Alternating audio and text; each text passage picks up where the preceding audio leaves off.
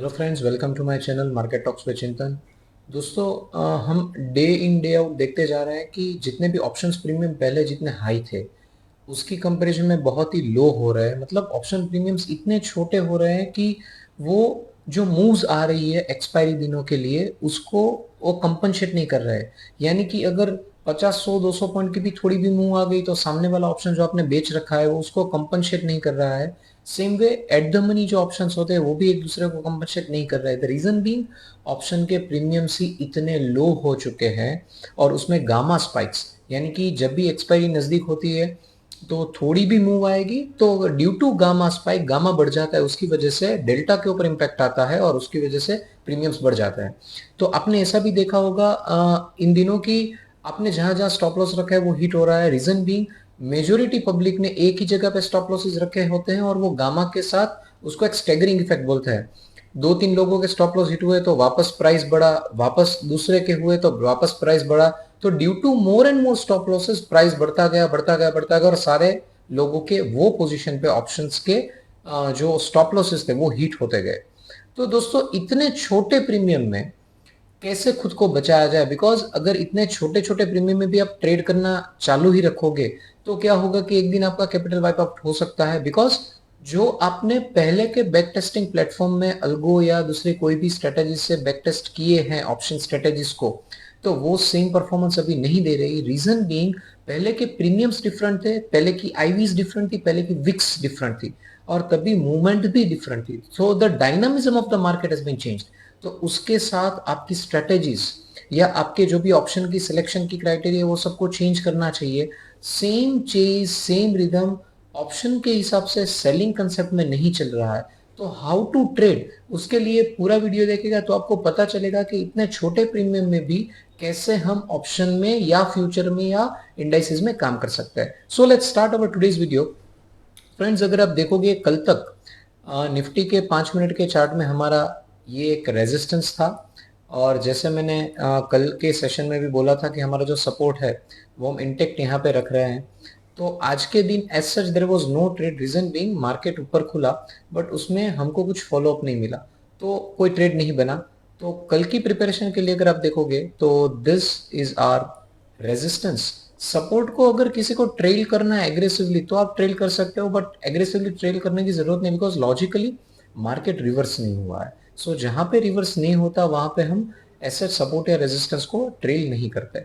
So now again the range is of around 300 points, यानी कि 1 से लेके 1.5% ऑफ द इंडाइसेस का एक रेंज बना हुआ है। तो वो जो रेंज है वो इतनी बड़ी नहीं है, रेंज कंपैरेटिवली छोटी है। बट यहाँ पे इतने कम प्रीमियम्स में ऑप्शन में कैसे ट्रेड करना चाहिए?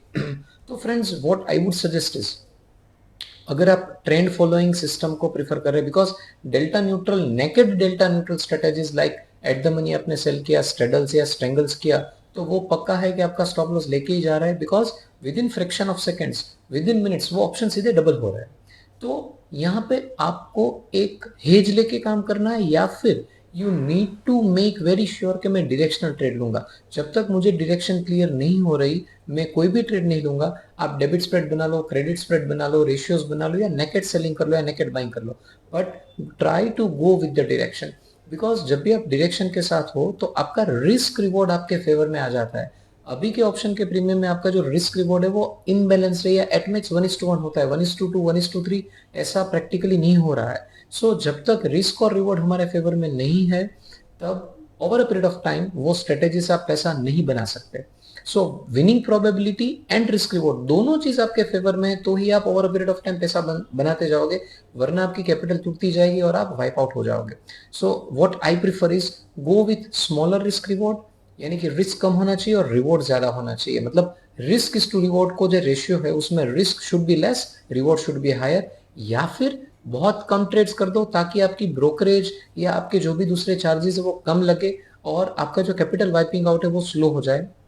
और तीसरी चीज आप कर सकते हो वो ये है कि प्योर डायरेक्शनल बाइंग में भी काम कर सकते हो या फ्यूचर में भी आप काम कर सकते हो। नाउ द कंडीशन इज मैं डायरेक्शनली कैसे ट्रेड सेटअप करूं? फ्रेंड्स, डायरेक्शनली ब्रेकआउट और ब्रेकडाउन कैसे होता है, क्या होता है, वो ऑलरेडी मैं मेरे ये सारे वीडियोस में आपको दिखा रहा हूं और सिखा रहा हूं। तो जब तक आपका सेटअप नहीं आता तब तक जस्ट वेट। ब्लाइंडली मार्केट खुला और प्रीमियम्स अच्छे दिख रहे हो मैं एंटर हो जाऊंगा, ऐसा नहीं करना चाहिए। सेकेंड चीज, आप इन द मनी को भी सेल कर सकते हो या इन द मनी को भी बाय कर सकते हो। I leave it on traders perception, उसकी रिस्क रिवॉर्ड क्या है उसके हिसाब से वो डिसाइड कर पाएगा। बट इतने छोटे प्रीमियम में आउट ऑफ द मनी या एट द मनी एक फिक्स्ड स्टॉप लॉस रख के आप सेल कर दोगे और थीटा कैप्चर करने के लिए स्ट्रेटेजीज रन करोगे, तो it is not that much easy. Reason being risk reward आपकी फेवर में नहीं है। So go with directional trades. अगर मैं आपको एक एग्जांपल बता दूं तो क्या कर सकते हैं, अगर कल मार्केट यहाँ पे ही खुलता है और हम वेट करके रखते हैं कि इसके ऊपर ही मैं बुलिश जाऊंगा, तो जैसे ही मार्केट इसके ऊपर जाता है either you can go with higher premium of put selling और फिर उसको ट्रेल करते जाइए, या उसका स्टॉप लॉस एक आपके पास फिक्स होना चाहिए। सेकंड चीज for what you can go is go with future buying, उसमें भी आप स्टॉप लॉस फिक्स कर सकते हैं। थर्ड चीज what you can do is go with call buying. Fourth चीज what you can do is you can go with debit spreads. And fifth चीज which you can go with is you can go with the credit spreads. ये simple चीजें हैं जिसमें आपके risk reward favourable होंगे तो ही आपको ट्रेड करना है। अनलेस एंड अनटिल आपका ट्रेड फेवरेबल नहीं है तो आपको वो ट्रेड नहीं लेना है। जैसे कि अगर मैं एग्जांपल के रूप में यहाँ पे दिखाऊंगा, अगर ये और ये सेटअप है, सपोज मार्केट यहाँ कहीं पे है और मेरा स्टॉप लॉस यहाँ पे आ रहा है, तो अगर यहाँ पे मैं कोई भी बुलिश ट्रेड लूंगा तो मेरा स्टॉप लॉस बहुत गहरा आ रहा है। It means I should not trade because मेरा रिस्क रिवॉर्ड मेरी फेवर में नहीं जा रहा है। So always work on risk reward because ये ऑप्शन के जो प्रीमियम्स है वो बहुत ही कम है, उसमें आपकी स्पाइक्स में स्टॉप लॉस बहुत इजीली जाएंगे या 2-3 टाइम्स आपके ऑप्शंस बढ़ जाएंगे, तो आपके लॉस बहुत ही हो सकते हैं। और जैसे जैसे मोर पार्टिसिपेशन आ रहा है, जैसे जैसे रेंज कम हो रही है, तो आपने एक ऑप्शन चेन में एक चीज देखी होगी कि फार ओटीएम्स और ओटीएम के प्रीमियम्स बहुत ही कम होते हैं और वो खुलते हैं, मतलब ओपनिंग के टाइम भी बहुत डीके होके आते हैं। तो जितने भी पार्टिसिपेंट्स उनकी पोजीशंस कंडेंस हो रही है, मतलब ओटीएम 3, 4, 5, बस उससे ज्यादा पार्टिसिपेशन नहीं है बिकॉज आपके वहां पे प्रीमियम्स नहीं है। तो आप जितने नजदीक जाओगे उतना डेल्टा और गामा ज्यादा काम करेगा, यानी कि उतने स्टॉप लॉसेस आपको ज्यादा झेलने पड़ेंगे या उतने लॉसेस आपको ज्यादा झेलने पड़ेंगे। So what my intake is just go with a better risk reward. आपकी एंट्री ऐसे प्लान करो कि जब भी मुझे मेरा सेटअप मिलेगा तभी मैं एंटर होऊंगा, उसके बीच में मैं एंटर नहीं होऊंगा व्हाट्सोएवर इट मे कोज, और उसके बाद आपको प्रॉफिट मिल सकता है। और दूसरी एक चीज आप कर सकते हो कि मैं करंट वीकली एक्सपायरी में करंट वीक के ऑप्शंस में काम नहीं करूंगा, मैं नेक्स्ट वीक के ऑप्शंस में काम करूंगा या मंथली ऑप्शंस में काम करूंगा, तो आपके स्टॉप लॉसेस आपके टारगेट वो रिस्क रिवॉर्ड में बैलेंस हो पाएंगे। क्योंकि सिर्फ थीटा से अगर आप खेलोगे तो आप इतने फेवरेबल नहीं बन पाओगे। You should play with delta also, मतलब जो डायरेक्शन में मार्केट जा रहा है उस डायरेक्शन से मुझे बेनिफिट होगा, उस टाइप के ही मुझे ट्रेड्स लेने होंगे, तो ही आप इतने कम प्रीमियम में विदाउट लॉस या स्मॉल लॉस या अच्छे प्रॉफिट में निकल पाओगे। Now let's see 30 minutes time frame हमको क्या बोल रही है।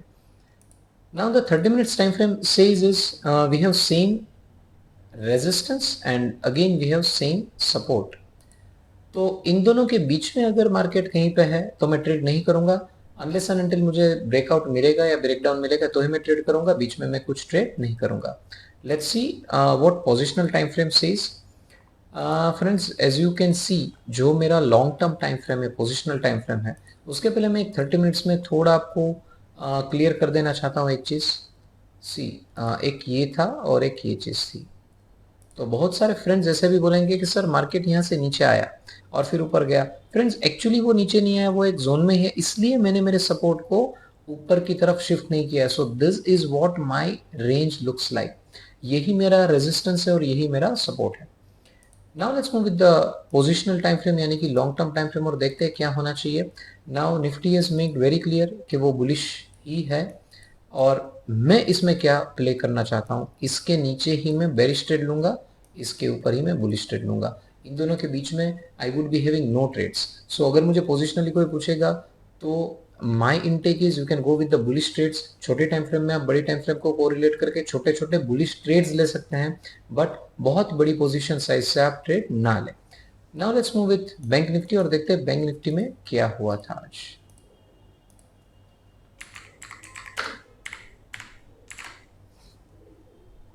Friends you can C 5 minutes time frame in bank Nifty. Friends कल हमारा जो रेजिस्टेंस था वो यही था और हमारा जो सपोर्ट था वो टेक्निकली यहाँ पे ही था। तो आज अगर आप उसको बहुत बारीकाई से देखोगे तो we had kind of small trade, एक छोटा सा ट्रेड मिला भी था कि ऑलमोस्ट 51,025 के आसपास हमको ब्रेकआउट मिला, और छोटा ही स्टॉप लॉस लेके तकरीबन 950, यानी कि पकड़ के चलो कि हमको ऑलमोस्ट 100 150 पॉइंट्स के बीच में कुछ लॉस हुआ और हम लॉस लेके निकल गए। नाउ दिस छोटा loss can go up to higher profits also, but जब हमारा सेटअप ट्रिगर होगा तब। कल के लिए हम क्या करेंगे वो देखते हैं। This would be our resistance. Support को मैं थोड़ा यहाँ पे शिफ्ट कर सकता हूँ, but friends I want to, because बहुत नजदीक नजदीक ये दोनों सपोर्ट है, सो आई वुड प्रीफर कि एज इट इज इसको रखेंगे। तो 50,287 दिस इज आर रेजिस्टेंस, और 51,080 वो हमारा 50 sorry my wait 50,287 is our support, और 51,081 इज आर रेजिस्टेंस। तो अगर पकड़ के आप चलो तो almost we have 800 points of range, यानी कि 1.5% of Bank Nifty is our range. तो उसको हम बहुत बड़ी रेंज भी नहीं बोलते, बहुत छोटी रेंज भी नहीं बोलते, मतलब इट इज ऑप्टिमम। जैसे दोस्तों मैंने कल बोला था कि ये दो चीज अगर ब्रेक होती है, we can say good move. आज उसने ब्रेकआउट फेलियर दे दिया, कोई बात नहीं, वापस हमको नया ट्रेड मिलेगा, हम वहां पे ट्रेड करेंगे, तब तक हम ट्रेड नहीं करेंगे। So this is how 5 minutes look with bank Nifty. Now let's move with 30 minutes time frame of Bank Nifty. अगर आप क्लियरली देखोगे दोस्तों तो again it is in a kind of zone. ये जोन ब्रेक होगा तो ही मैं कुछ ट्रेड करूंगा, तब तक मैं कुछ ट्रेड नहीं करूंगा। अगर कल ही मुझे अच्छा मूव मिल जाएगा तो आई वुड बी वेरी लकी, नहीं मिल रहा है तो आई वुड वेट के नीचे जाए। और ऐसा भी हो सकता है कि मार्केट यहाँ पे कहीं पे खुल के ऊपर जाके फिर वापस नीचे आ जाएगा, तो आई वोंट ट्रेड। अगर ऐसा भी हो सकता है कि मार्केट नीचे जाके वापस ऊपर आ जाएगा, मैं ट्रेड नहीं करूंगा। बट मुझे ये दोनों सपोर्ट और रेजिस्टेंस मिल जाएंगे, जिसको मैं नेरो रेंज बोल दूंगा, यानी कि कंडेंस हो रहा है, कॉन्ट्रैक्ट हो रहा है मेरा मार्केट। तो again I will be prepared कि मुझे अच्छा नया मूव मिल जाएगा तो मैं बूम करके एंट्री लूंगा और मेरे अच्छे प्रॉफिट्स लेके बाहर आ जाऊंगा। So this is regarding 30 minutes time frame of Bank Nifty. Let's move with the daily time frame of Bank Nifty. Friends ये लो बैंक निफ्टी नहीं ब्रेक कर रहा है, जब तक ये लो ब्रेक नहीं करेगा तब तक नया फ्रेश सेलिंग हम नहीं करेंगे। और अगर मुझे कोई पूछ रहा है तो over a period of time it is in bearish zone, और नीचे से वो थोड़ा बुलिश भी हो रहा है, तो माइल्ड बुलिश और मॉडरेट बेरिश मोड में है, यानी कि हल्का सा बेरिश बन के बैंक निफ्टी बिहेव कर रहा है। तो टेक्निकली आप न्यूट्रल स्ट्रेटेजीज को डिप्लॉय कर सकते हैं छोटे टाइम फ्रेम में, या फिर just wait for the breakouts and breakdown of this support and resistance. तब तक कुछ भी हेवी पोजीशन नहीं लेनी चाहिए। This is my take for Bank Nifty.